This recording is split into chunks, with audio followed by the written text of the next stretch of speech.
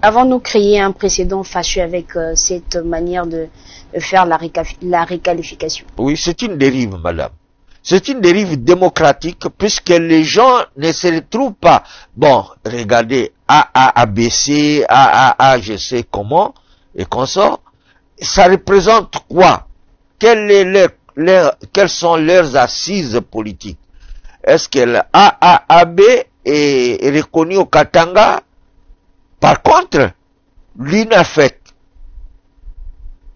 est reconnu. Ça représente Kyungu et ses assises. Mais si vous prenez tous ces regroupements politiques, vous ne les trouvez. Pourquoi le MLC est resté quand même un parti consistant? Puisque MLC, il est localisé dans ses assises et il n'est pas dans un regroupement. Mais évidemment, il y a eu la MOCA, c'est aussi une dérive. Que ça soit la MOCA, que ça soit l'ancienne coalition, comment est-ce qu'on l'appelait? FCC Cash? Oui, ce sont je dirais de monstruosités, et ça nous poursuit. C'est ça qui fausse le jeu politique au Congo.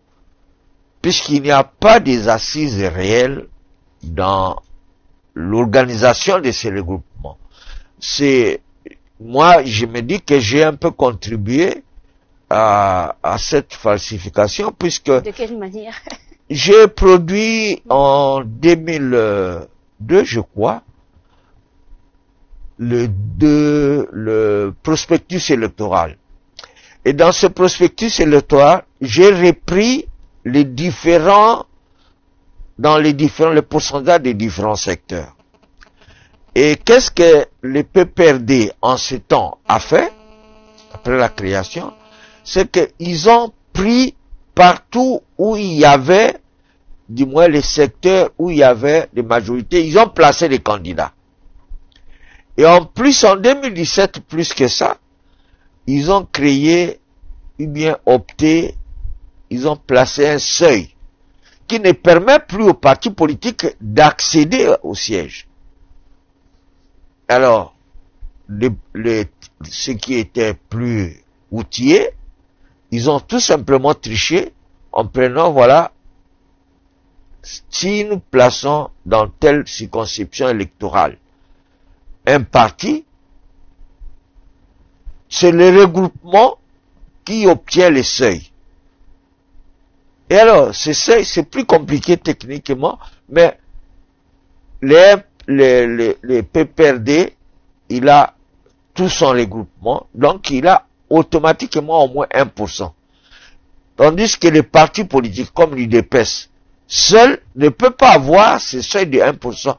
1%, madame, c'est beaucoup pour avoir 1% comme seuil électoral. Et c'est ainsi que le jeu démocratique a été faussé. Et ça risque d'être davantage faussé en 2023. Si on n'y prête pas attention? Oui, si on n'y prête pas attention, madame.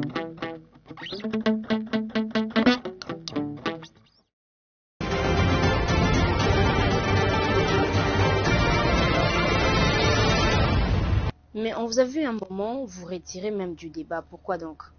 Vous savez pourquoi on s'est retiré? J'en profite ici pour bien expliquer.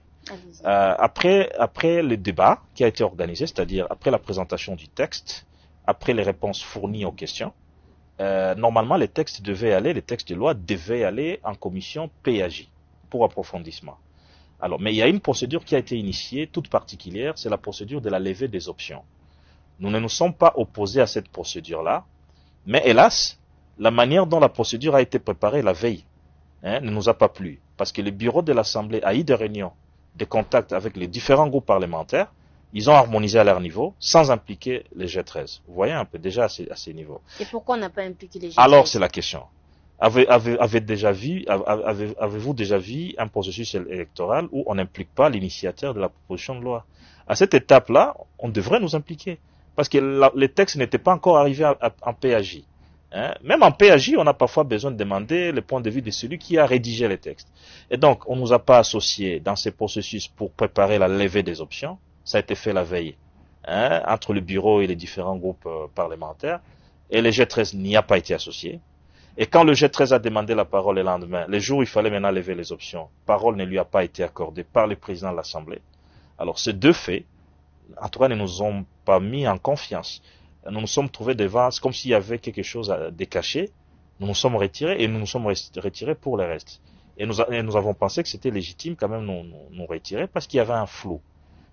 Voilà, donc c'est la raison d'être de notre retrait. Mais quand une proposition est portée en plénière, n'est-ce pas que ce texte n'est plus de votre exclusivité, par exemple? Non, non. L'initiateur, on en a besoin jusqu'à...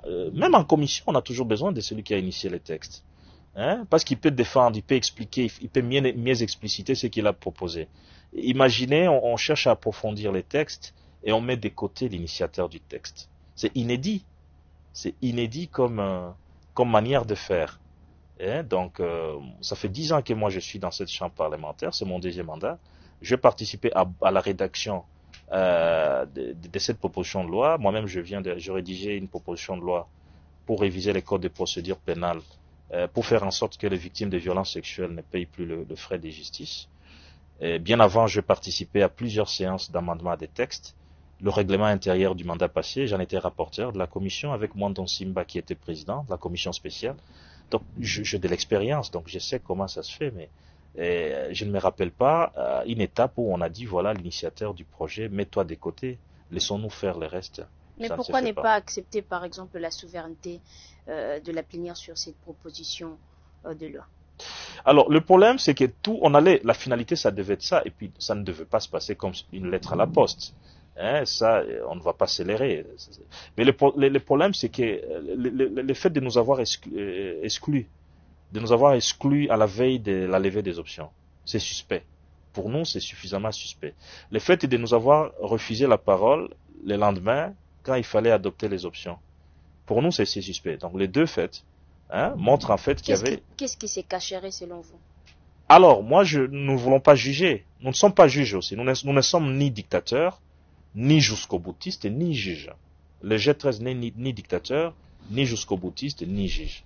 Nous nous réservons aussi de juger. Bref, à l'opinion de constater ce qui a été fait et surtout de voir la suite. Quelle sera la suite? Mais nous, on a émis des réserves par rapport à ce qui a été fait et qui semblait être quelque chose de flou.